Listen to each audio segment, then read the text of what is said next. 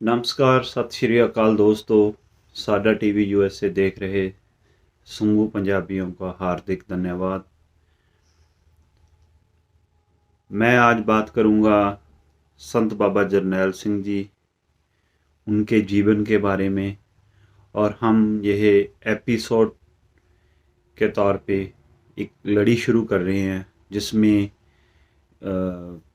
उनके जीवन में जो घटनाएं हुई, महत्वपूर्ण घटनाएं, उनके बारे में हमारे जो नॉन पंजाबी दर्शक है उनके लिए। हमें फेसबुक पे और बाकी सोशल मीडिया पे ये लगातार मैसेज आ रहे थे कि जो संत जरनैल सिंह है उनके बारे में एक बहुत बड़ी भ्रांति फैलाई जा रही है नेशनल मीडिया द्वारा, भी वो आतंकवादी थे। उनके बारे में, उनके जीवन के बारे में हमें बताया जाए, क्योंकि मैं ये कमी हमारे जो सिख समुदाय की भी मैं कमी मानता हूँ। उन्होंने पंजाबी में ही इनके बारे में जो बुक्स वगैरह छापी हैं, हिंदी के बारे में कुछ नहीं बताया। और जो नेशनल मीडिया, जो एंटी सिख मीडिया है, वो यह समझाने में काफ़ी हद तक सफल रहा है भी ये आतंकवादी थे। हम इनके बारे में, इनका जो संघर्ष था, इन्होंने धर्मयुद्ध मोर्चा लड़ा, इनके बारे में कई भ्रांतियां हैं। जैसे एक तो ये है भी ये आतंकवादी थे, दूसरा ये है भी ये कांग्रेस स्पॉन्सर थे, तीसरा ये है भी ये एंटी हिंदू थे। ये बड़े सवाल हैं जिनके बारे में हम कोशिश करेंगे कि इनके जो असली सच है वो आप लोगों तक पहुंचाएं। उसके लिए हम ये लड़ी, एक सीरियल शुरू कर रहे हैं जिसमें हम एक एक घटनाओं का वर्णन करेंगे। आज हम उसी लड़ी में पहली बात, जो पिछले दिनों एक बरखा दत्त ने इंटरव्यू किया था दीप सिद्धू, जो शंभू मोर्चे का नायक है, उसके साथ, और वहाँ पे उन्होंने आतंकवादी शब्द, टेररिस्ट शब्द यूज किया था।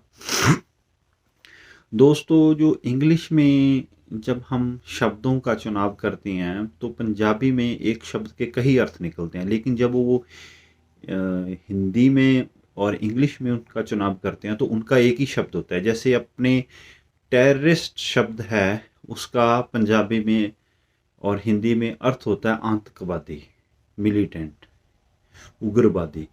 लेकिन जब आपने इनका शब्दों का संधि विच्छेद करके उनका असली अर्थ जानने का प्रयास करते हैं तो आतंकवादी होता है जो आतंक फैलाता है, और उग्रवादी होता है जो उग्र विचार रखता है।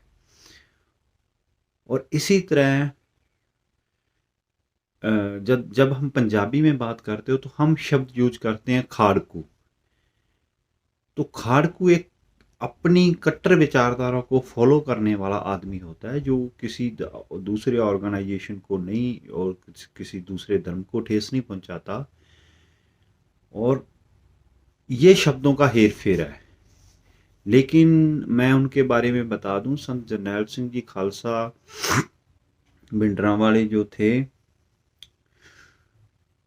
उनके बारे में जो आतंकवादी शब्द यूज किया, टेररिस्ट शब्द किया, उनके खिलाफ 6 जून 1984 तक कोई भी मुकदमा दर्ज नहीं था।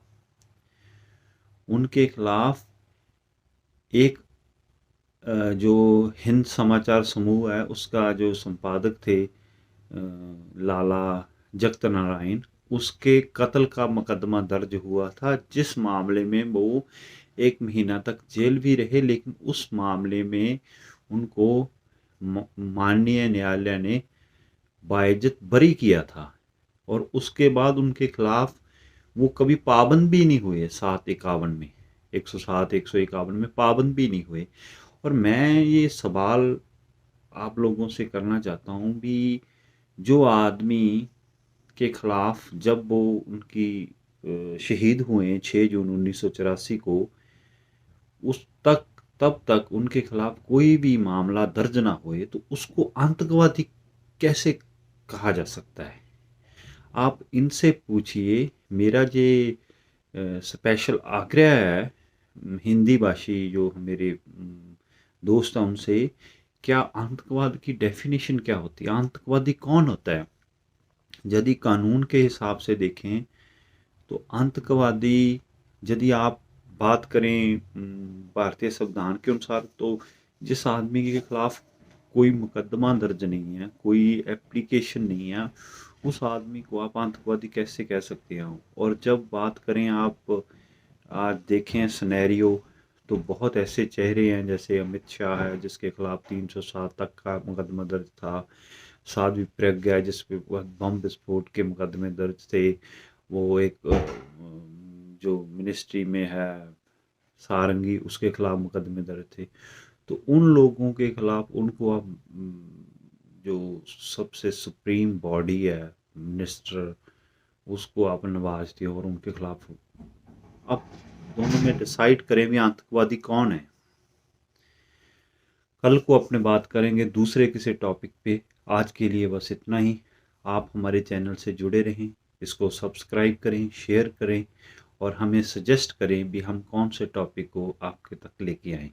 हम कोशिश करेंगे जिस टॉपिक को, जिस किसी विषय को गोदी मीडिया गलत तरीके से पेश करता है, उसको आपको हिंदी में ट्रांसलेट करके, इंग्लिश में ट्रांसलेट के आप लोगों तक लेके आएँ। तब तक के लिए धन्यवाद। सत श्री अकाल।